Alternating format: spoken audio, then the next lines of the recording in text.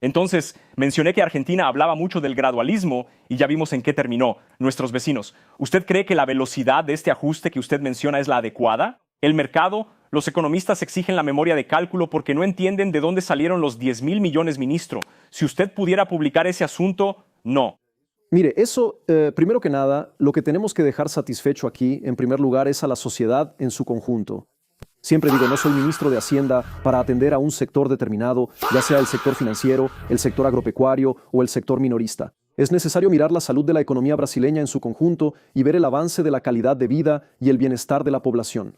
Por eso veo con buenos ojos que Brasil salga del mapa del hambre, por primera vez tener un IDH municipal de nivel muy desarrollado y, en fin, batir récord en la balanza comercial, tener la inflación bajo control, tener el desempleo en el mínimo histórico. Eso es lo que me deja con una percepción de satisfacción porque veo que hay, aunque tengamos problemas, siempre lo reconozco, siempre reconocí que hemos avanzado. Perfecto. Dije que era la última, pero es rapidito esta. Usted no respondió sobre la tasa de crecimiento del gasto en el marco fiscal de 2.5 a 1.5. ¿Se puede asegurar? Sí, se puede. No voy a asegurar un número, de nuevo. Vamos a asegurar una trayectoria de sostenibilidad con reducción de la deuda a largo plazo. Eso va a quedar muy claro en varias entrevistas. Y ahora en la presentación del PILOA, que es el proyecto de ley presupuestaria que será entregado al Congreso la próxima semana, pero eso no justifica un argumento político más escandaloso sobre una crisis general, porque no la hay.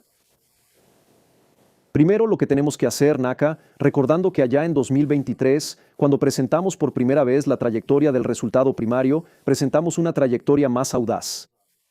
Y presentamos las medidas en el Congreso. Aunque votamos algunas cosas, otras no se votaron. Voy a recordar la medida provisional de la limitación del crédito presunto, que es un beneficio de PIS y COFINS, que fue devuelta por el Congreso y que preveía 40.000 millones. Habríamos alcanzado resultados más rápido. El exministro Fernando Haddad y yo siempre dijimos, si dependiera solo de nosotros, lo haríamos más rápido. Esa señal siempre estuvo presente. Tanto así que hubo reconocimiento del mercado en relación a eso. Y en este momento lo vuelvo a decir, que es más creíble que sigamos en este esfuerzo de aprobar 80 propuestas en el Congreso con un diálogo respetuoso. He estado dialogando en Brasilia, quien sigue la vida de Brasilia lo sabe, con la Cámara, con el Senado, con la Suprema Corte. Ayer estuve con el presidente Vital Dorrego en el TCU tratando 3 o 4 puntos esenciales para la vida del país: la reforma tributaria, el uso de fondos en las políticas públicas. Ese tipo de diálogo es muy constructivo. Y nosotros hemos avanzado, la Suprema Corte ha discutido una súmula para exigir responsabilidad fiscal, el Congreso no avanzó en gran medida en la agenda legislativa fiscalmente dañina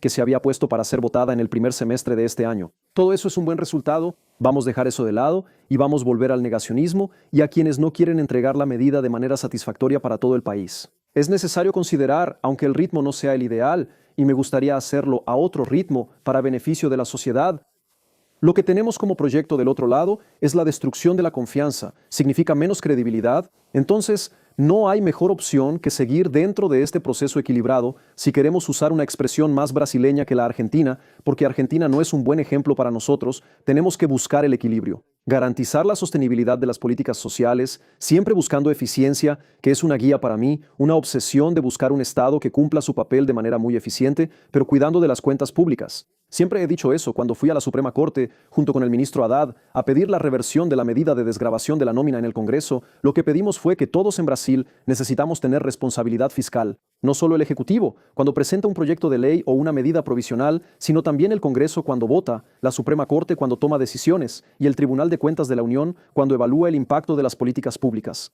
Y ese es el compromiso que fijamos en esta gestión, tanto que ahora, en año de elecciones, con guerra en el mundo, no hubo impago a gobernadores, no hubo impago de precatorios. Estamos haciendo las cosas de manera muy pactada con los diferentes poderes y evitando que haya una carga fiscal para las futuras generaciones.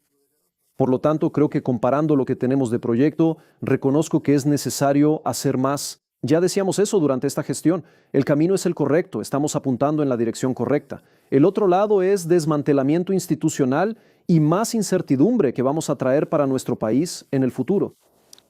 Ministro, para terminar la última pregunta, usted dice que estamos en el camino correcto, el propio NACA cita economistas que dicen eso, pero el tema del ritmo no es una cuestión menos importante. Es fundamental porque tienes esa trayectoria de la que hablamos sobre la relación deuda-PIB, de la deuda brasileña, el endeudamiento público brasileño, y eso tiene un impacto en la vida de las personas. Tiene impacto en la política monetaria como respuesta a eso y las personas se endeudan, la economía se estanca y no se generan empleos y hay toda una cuestión. No estoy hablando del escenario actual, estoy diciendo que dependiendo de este ritmo, y por eso es importante, podemos llegar a un punto donde mucha gente ya dice que es inevitable llegar a un lugar mucho más complejo y mucho más difícil. El contexto político, ministro, no debe cambiar, incluso puede empeorar si el gobierno es reelegido, dependiendo de lo que salga del Congreso, por ejemplo. Entonces, por eso vuelvo a insistirle, señor. Sé que usted no quiere dar detalles. Usted dijo que no va a entrar en detalles, pero vuelvo a insistirle.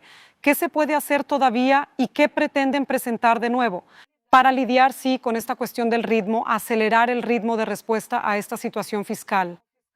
Creo, Julia, que tenemos que tener así un proyecto de país, que demos una señal clara a la sociedad en general y también al mercado, para que quede claro que siempre vamos a exigir responsabilidad fiscal. Siguiendo una trayectoria, NACA habló de los 10.000 millones para el próximo año. Va a estar muy bien planteado. Nosotros vamos a presentar, el ministro Bruno Moretti y yo vamos a presentar, tal vez a finales de la próxima semana, aún el proyecto de presupuesto del próximo año en conferencia de prensa, transparente, en Brasilia, con las diapositivas, y va a estar muy bien demostrado ahí. ¿Cómo es que esta medida que aprobamos ahora, una medida concreta, específica, cómo va a quitar la presión de gasto obligatorio? Y en un monto de 10.000 millones o más para el próximo año, eso va a estar muy bien expuesto. No tenemos dificultad en dar transparencia a los temas.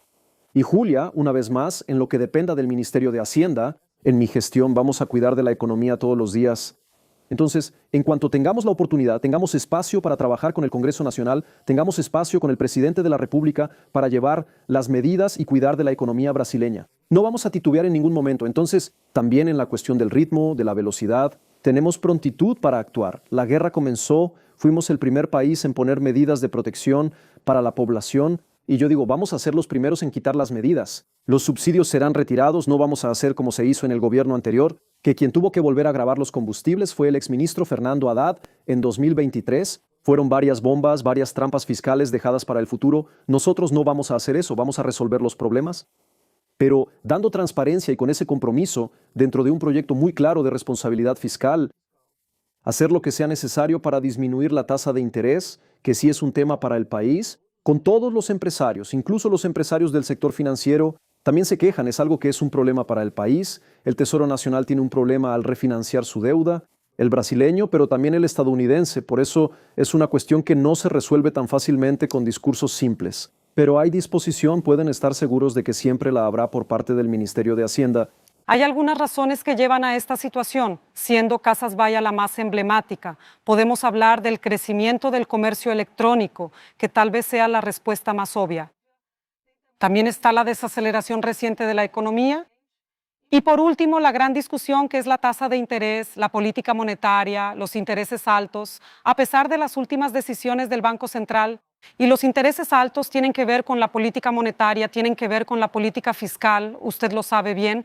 Con ese planteamiento, ¿qué pretende hacer específicamente el gobierno para lidiar con esta crisis en el sector? Buenas tardes, Julia, Naca, buenas tardes, Otavio. Es importante aclarar, Julia, porque como es un momento electoral, un momento de mucha incertidumbre, hay mucho debate sobre esto. Muchas veces la oposición quiere traer el tema como si fuera una especie de crisis que afecta a toda la economía, sin que podamos explicar cuáles son las razones y cuáles son los detalles del sector. Mira que cuando vemos los datos de ventas al por menor, los datos agregados, sin tratar un tema específico, puedo hablar aquí de Casas Bahía en un momento. Vimos un crecimiento de las ventas al por menor acompañando el crecimiento del PIB. De junio a julio de 2026 hubo un crecimiento del 2% en las ventas al por menor, ya sea ampliado o restringido, cuando consideramos todo el comercio minorista. Por supuesto, cuando desglosas y miras dentro del comercio minorista, ¿dónde están creciendo más las ventas y dónde pueden estar creciendo menos? El comercio en línea ha generado un mayor crecimiento, esto debido, desde la pandemia, al cambio en los hábitos de consumo. Hemos visto que este crecimiento muchas veces está más concentrado en el comercio en línea. El comercio en línea representa algo así como menos del 10%, alrededor del 8% del comercio minorista en general en Brasil. Entonces tiene impacto, pero aún así el comercio minorista tiene una fuerza significativa. Y aún para aclarar, cuando revisamos otros datos, me aseguré de investigar esto para entender cuál es el tema que estamos tratando ahora, cuáles son las dificultades con el caso de Casas Bahía. Cuando revisas la facturación de los centros comerciales en general, también ha aumentado en los últimos tiempos. Entonces, hay peculiaridades que pueden mostrar que puedes tener problemas y yo no los minimizo. Es un drama para las familias de los trabajadores. Es una empresa tradicional de Brasil. Pero cuando vemos la economía en general, como ustedes mismos mostraron, todos los sectores están generando empleo, los centros comerciales están aumentando su facturación, incluso el comercio minorista, en sentido amplio, está creciendo. Entonces creo que vimos hace unos años, ustedes recuerdan, que tuvimos librerías tradicionales que también pasaron por procesos de transformación debido también a la forma de consumo. Y para concluir, lo que también pude comparar con el equipo estos días es la cantidad de quiebras y recuperaciones judiciales que han ocurrido en varios sectores en estos últimos años. Y no vimos un crecimiento exponencial en general en el país, al contrario.